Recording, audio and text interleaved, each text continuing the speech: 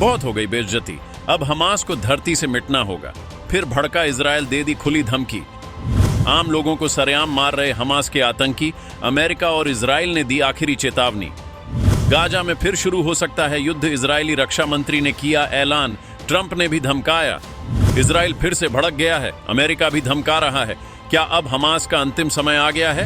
Hamas और Israel के बीच चला युद्ध 2 साल बाद थम तो चुका है, लेकिन फिर से नए युद्ध की आहट मिलने लगी है।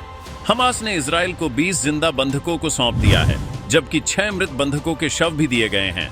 लेकिन पहले सौंपे गए 4 बंधकों के शव को लेकर बवाल मच गया।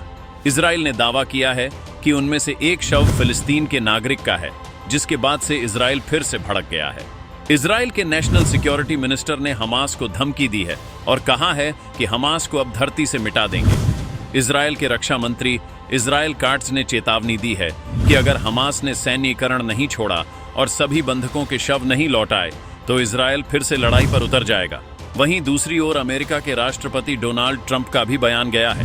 काट्ज ने कहा कि अगर हमास समझौते का पालन करने से इनकार करता है तो इजराइल अमेरिका के साथ मिलकर लड़ाई में वापस लौटेगा और हमास को पूरी तरह से हराने, गाजा में स्थिति बदलने और युद्ध के सभी उद्देश्यों को प्राप्त करने के लिए कार्रवाई करेगा।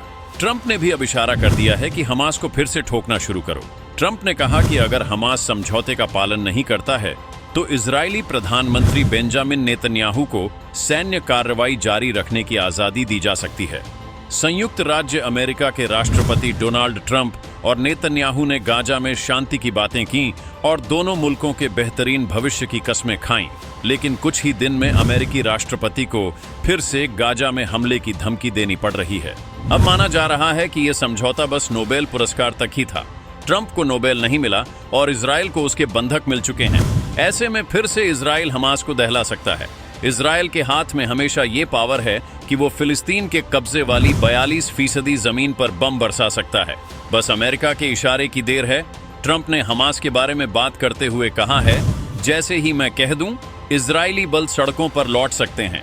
हमास के साथ जो हो रहा है उसे जल्दी ठीक कर दिया जाएगा। ट्रंप की इस टिप्पणी के तुरंत बाद इजराइल ने आरोप लगाया कि हमास ने सभी बंधकों सौंपने के समझौते का पालन नहीं किया है। इस पर इजराइल ने संयुक्त राष्ट्र को घोषणा की कि गाजा में भेजी जाने वाली मानवीय सहायता में कटौती या देरी हो सकती है, क्योंकि मृत बंधकों की संख्या अपेक्षाकृत कम है। हालांकि हमास का दावा है कि उसने सारे शव इजराइल को सौंप दिए हैं, लेकिन समझौते के अगले चरण को लेकर अब भी संशय बरकरार है।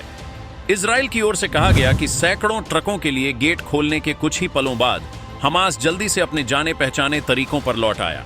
झूठ बोलना, धोखा देना और परिवारों और लोगों के साथ गलत व्यवहार करना। नाजी आतंकवाद सिर्फ ताकत समझता है और इससे जुड़ी समस्याओं को हल करने का एकमात्र तरीका है इसे धरती से मिटा देना। हमास ने सीज फायर पर दबाव कम करने के लिए मंगलवार को 4 लाशें सौंपी। इससे पहले सोमवार को 4 लाशें सौंपी गई थीं। वहीं 20 जिंदा बंधकों को रिहा भी किया गया है। कुल मिलाकर इजराइल 28 मरे हुए बंधकों की लाशों के लौटने का इंतजार कर रहा है। इजराइल ने लगभग 2000 फिलिस्तीनी कैदियों और बंदियों को रिहा किया था। इस डील के तहत फिलिस्तीनियों की लाशें भी सौंप रहा है। इस कदम का इंतजार गाजा में कई परिवार कर रहे थे, जिनके रिश्तेदार युद्ध के दौरान लापता हो गए थे।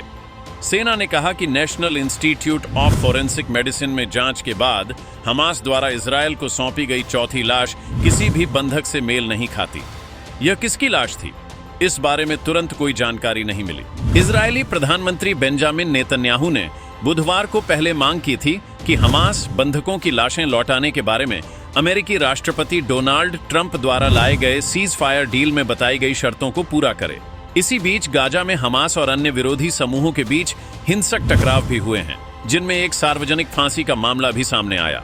ट्रंप ने पहले चेतावनी दी थी कि हमास को हथियार छोड़ने होंगे। हालांकि हमास फिर से गाजा में कत्ले आम शुरू कर चुका है। कुल मिलाकर देखें तो शांति समझौते का एक बड़ा पड़ाव यानी इजरायली जिंदा बंधकों की वापसी का काम पूरा हो चुका है, लेकिन गाजा के भविष्य को लेकर तस्वीर अभी साफ नहीं है। अभी भी हमास वहां पर हिंसक गिरोहों और समूहों के साथ गतिविधियों में जुटा हुआ है। यानी आने वाले समय में इजराइल फिर कभी भी हमास को ठोक सकता है और इस बार अमेरिका भी इसमें कूद जाएगा।